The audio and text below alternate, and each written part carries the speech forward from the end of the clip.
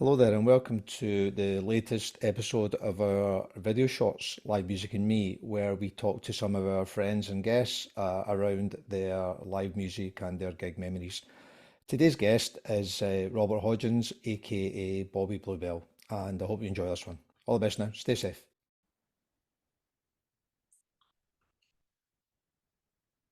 Hi, Bobby. How are we doing? Good, thanks, Brian. Good to see you again. And you, mate. And you. You ready to do Live Music and Me? Yep. Okay, mate. Let's do it. So, the first gig that you went to? Well, first gigs we really went to were at school. They had a school circuit. Some of the bands like Tear Gas, I think they became Alex Harvey, and then I think they were GST band was one of them. Salvation, which became Slick this year. You had bands like that playing around Glasgow. They did covers. I remember going to see a band called Otto Von Jock in a place called the Beer Tail, I think, just across from Central Station every Saturday afternoon. That's kind of like one of the first things. But the first real gigs in big venues were things like first one I went to, I bought a ticket for was Elton John at Kelvin Hall, and Right. then me and my friends, Johnny O'Hara and Frank Burns, people like that from Lures, we went to lots and lots of gigs. We went to nearly every gig you could get at Queen's Playhouse. Uh, like Electric Ballroom is another place, and we used to do the garage in Circuit Hall Street.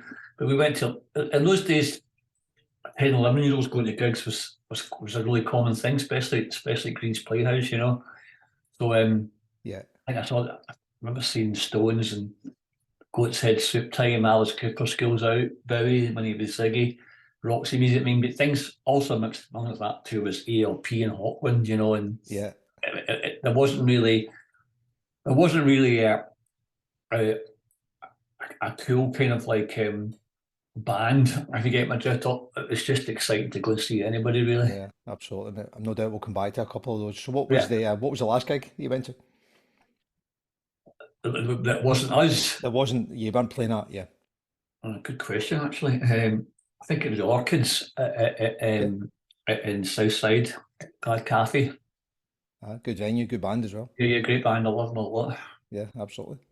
Gig that most surprised you, good or bad? It's almost surprised me.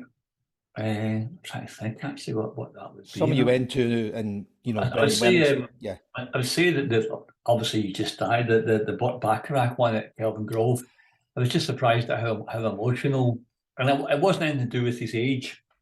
I think it's more to do with the absolute wave of affection that was heading towards him from the stands. And I think the affection coming back. I mean, I know it's been mentioned already, but he didn't sing a lot of the songs, but ones he did sing, he's not a singer, of course.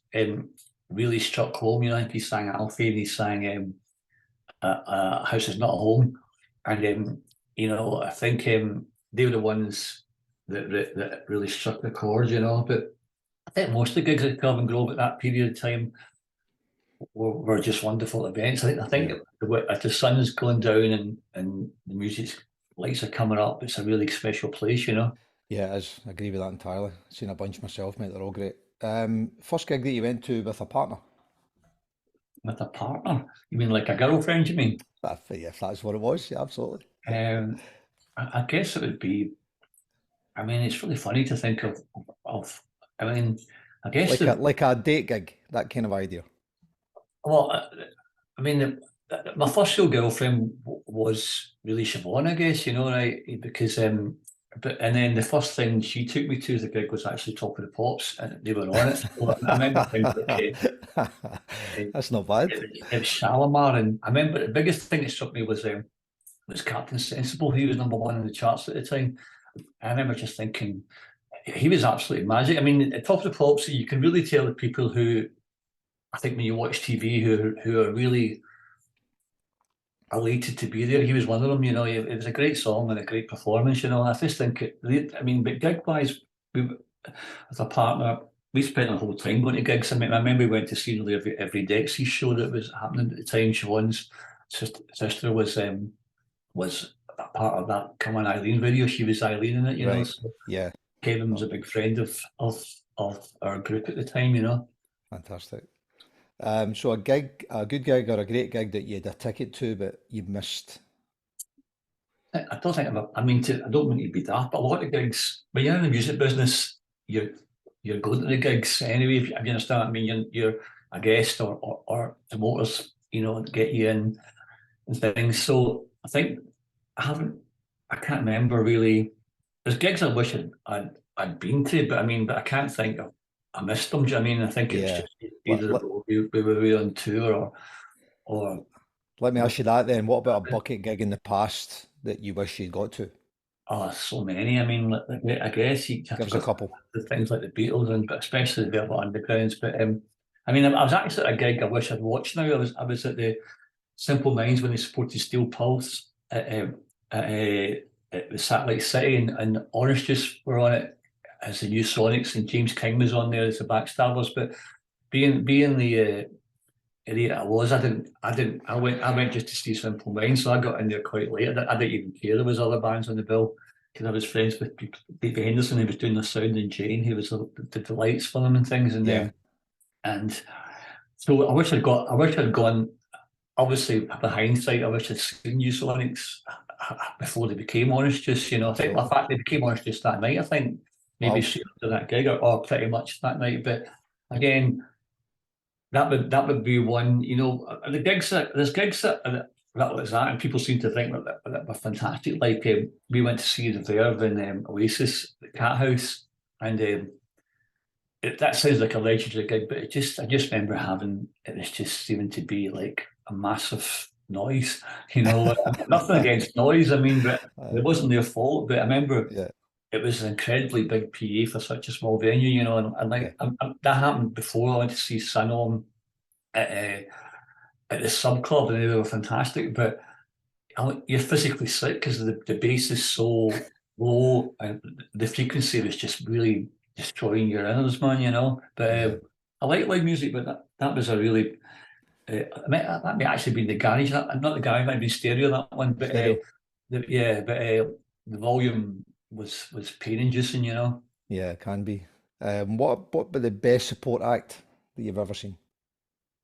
Oh, good question again. I mean, you'd have to go. I mean, people would say things like the Subway Sect, I guess, like I can't remember them actually headlining a gig that I saw that, but I mean, we were a good support band, to be honest. We supported a lot of Orange Juice and all of the images, and I mean, in fact, all of the images are good. And I remember going to see them with the Banshees at Tiffany's, and I thought they were way better than the Banshees. I like the Banshees, but I thought all the images for a period of time, they were still great. I mean, but for a period of time when Caesar was in the band, you know, and they were just starting. They were a fantastic band. I mean, Mm, I mean, mm. I mean, I know that they're dubbed as the Banshees, but I don't think they're anything like the Banshees. They were more like the Buzzcocks for me. Like a more. They were really inventive. They had long instrumental passages. They had. I mean, the first time I saw the images, Claire wasn't really singing a lot. Do you know what I mean? She was at Yeah. the back of the stage with another girl, and there was a kind of like they really the guitar interplay. I don't want to. I mean, like television for me. There was two guitars, both played lead lines. The bass was really.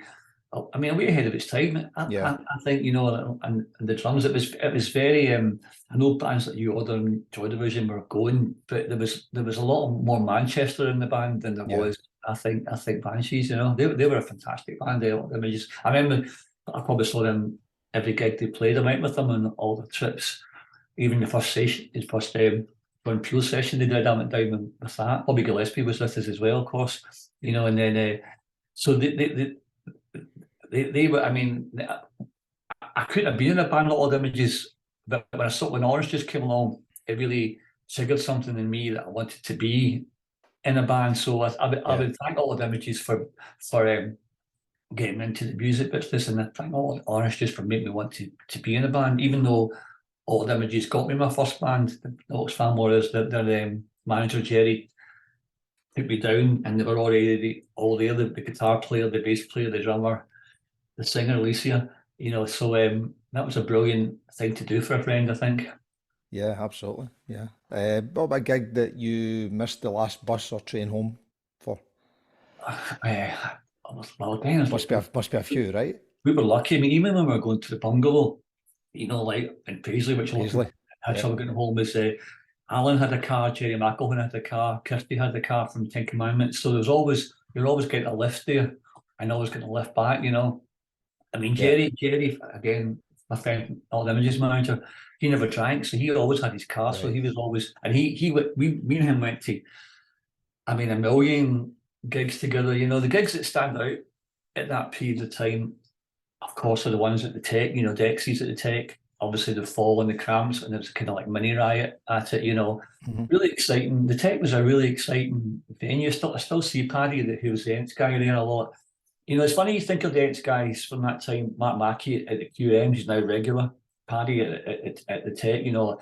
We first met Andy Weather. He was the Ents guy at the Regent's Park College, you know, and then so you meet all these people, and years later they're in the music business. They start Yeah. off as, you know, university or college, and they're obviously into music right away, you know, and then years later you meet up with them, and it's well, or they always help you throughout your band life, you know. They always try to help you, but it's a great thing, yeah. Yeah, it's fantastic. What fantastic. What about the gig that you travelled the furthest to go to or to see someone? I mean, I guess, well, again, it's more Ligon for me, you know. Like I've been with Texas everywhere, you know, like from Paris and, you know, like and you know, Spain, you know, places. I'll go with them gigs, you know. Even back then when it was all the images, even with Orange, just, you know, I was going with Yeah. them to lots of gigs that they played. But the furthest gig, What about your mates? Anywhere in the car that you's jumped to? no, I mean No.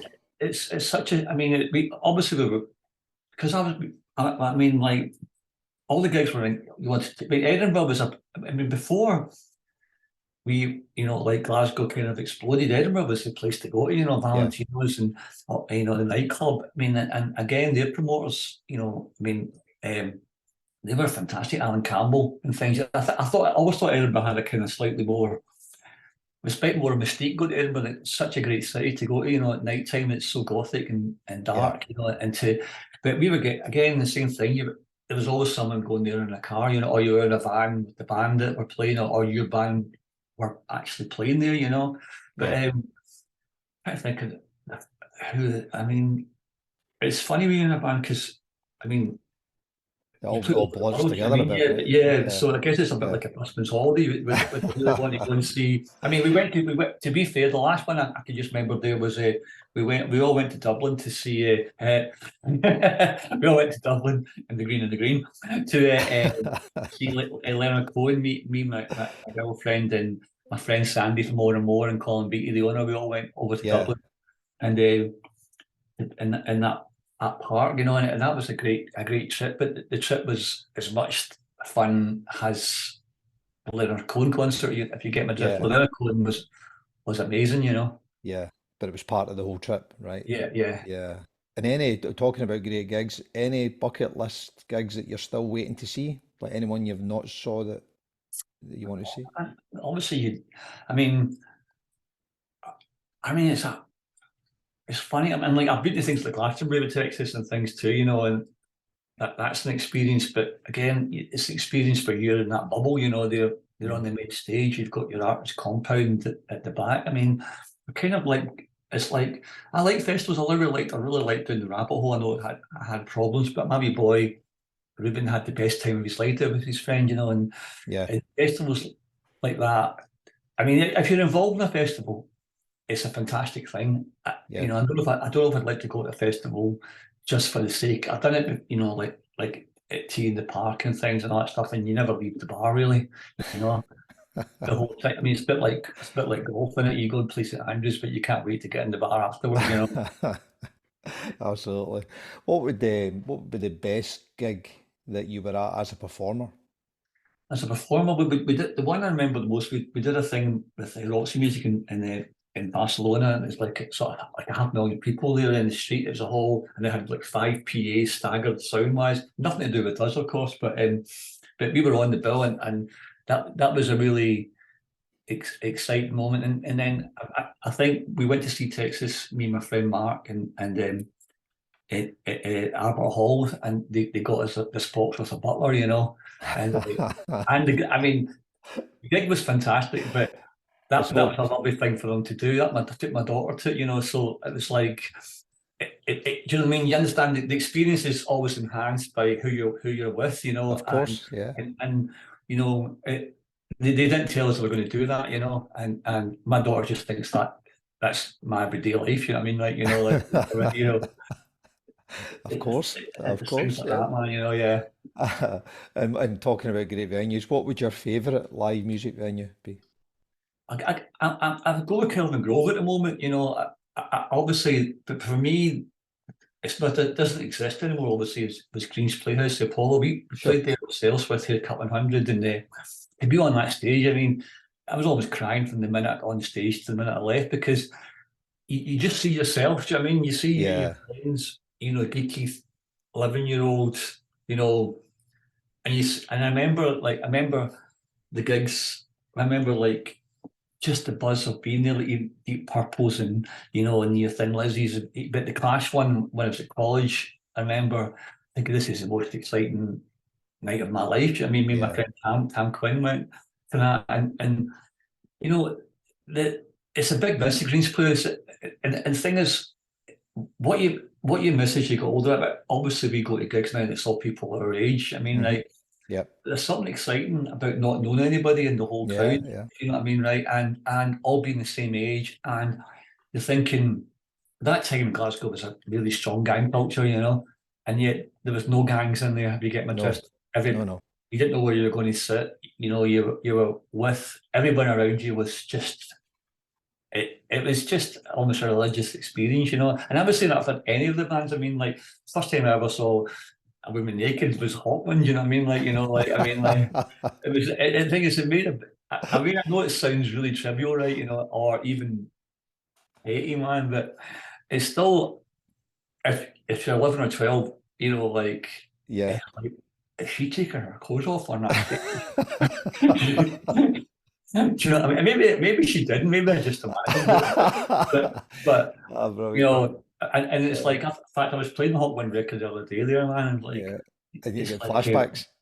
well, not really, but I was just thinking how proud I was to have that record, you know, when I was at Yeah. school, because it was one of those fold out records with a book inside it and the whole, and obviously there's not any really a song on it, you know what I mean? It's a bit like Yeah. Metal Pink Floyd. I mean, to think that you know, as soon as the needle hits a record, you know, you're going to get flashbacks of gigs. You know what I mean? You're going to Yeah. get. I mean, it is. I mean, it's strange how we're living in an age where everything's recorded.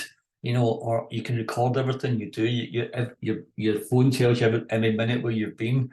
But the real memories are the ones that you get wrong. If you get my drift, the ones Yeah. Yeah. that you know. I love it when I meet people and you, like, from school, or your old friends, and you talk about things and you realise that a detail you think is so burned in your memory was wrong, Oh, but slightly wrong, or wrong enough, right? Or their memory's just different. Do you know what I mean? Like, you know, yeah. so these are the things that I remember coming back from we queued up all night for tickets for the Rolling Stones gig, and I lived next to Belliston Park. They lived in Pollock. We went to Lourdes, and I Yep. remember we bought tickets at the Third Eye Centre, and we walked here and we walked back. They opened, luckily for us, they opened the ticket desk early, about 3 or 4 in the morning, because it was so cold and the queue was so big. And then we walked home, and we got to Belliston Park about 5:30, 6 o'clock in the morning. I lived across the road. We climbed to the top of the hill, Yep. and 6 of us sang, "Hey, hey, you get up," Yeah. and the echo came off the houses back to It the was hill. So bouncing we were back. going, Yeah. "Hey, hey, yeah." I remember sitting there thinking, this is just like this is the greatest life you could ever lead. Do you know what I mean? Like, you know, and I mean, Yeah. and it really was, you know. Yeah. And I haven't asked this one before, but Greens and the Stroke Apollo, was that the highest stage that you ever played on? I would say so. Yeah. I mean, yeah, we didn't dare go near the edge of the stage, man. Does it feel as high as a performer as it does when you're looking up? Yeah, Yeah. it's the thing about it, which is really reminds me a lot of Kelvin Grove, is the thing about Kelvin Grove is, and the Apollo, you see all the faces right in front of you, like a giant screen, TV screen. Remember when we first played Kelvin Grove, I couldn't look up because I knew every person in the audience. I mean, like, Yeah. And it's quite daunting. Your concentration really goes. You know what I mean? Whereas you got if most times you're on stage, you're looking down on people, so if you keep your eyes straight ahead, you're just Yeah. seeing a wall, Yeah. or the mixing desk. But at the Kelvin Grove, it is like this is your life, man. Absolutely. I managed to get the last gig at the Apollo actually. To when would that have been? 85, I Still think that was. council. Style Council, yeah. Yeah, yeah. Yeah. And saw the Jam as well when they did their farewell tour and all that. It's got a lot of memories for me for sure. So the jam at Chicago's, believe it or not, in St. Enoch's. I mean, like that's when you would a lot of times in those days you were doing things on your own. Yeah. I remember you going to nightclubs and all, man. Like that's how bizarre, like life was back then. And underage stuff was just rife in Glasgow, man. I mean, there Yeah. was Abbey Boys 12, and by the time I was 12, I can't even begin to tell you the things that were Yeah, going me. on. Like no one took us to school, no one came and picked us up. I mean, from the first day, my dad was night Yeah. shift, my mum was Italian. She's four kids. I mean, it was just not possible. Yeah, me too, mate. Me too. Yeah. Couple of tough ones to finish. Yeah. Your favorite ever gig that you went to? Oh, well, I mean, I've already mentioned the first All Images gig, which I did, and the Banshees one. I would say my favourite gigs ever have involved orange juice, really. Like I mean the Dexys one and the Cramps one, but the orange juice ones at the start when I first started going to see them, and like the music, the songs were magic, but the onstage chat, the humour from Edmund and James, especially Edmund, was phenomenal. Like it was. I mean, it was just there was just such a buzz the whole Yeah, I bet. whole time, and like I mean the way they looked, the guitars, James's guitar sound, all of them. I mean that it was a real. And another band I'd like to mention at that same time was Simple Minds too. When I just went through the week at the Mars Bar, and I'm glad we're having a massive reappraisal because they were Yeah. fantastic. I mean, at that stage, I mean, Psychedelic Fuzz was another one I would rave about at the start. At Bungalow Bar to see Psychedelic Fuzz, and to see the Bunny Men there and Mm. Teardrop Explodes there at the start of their careers.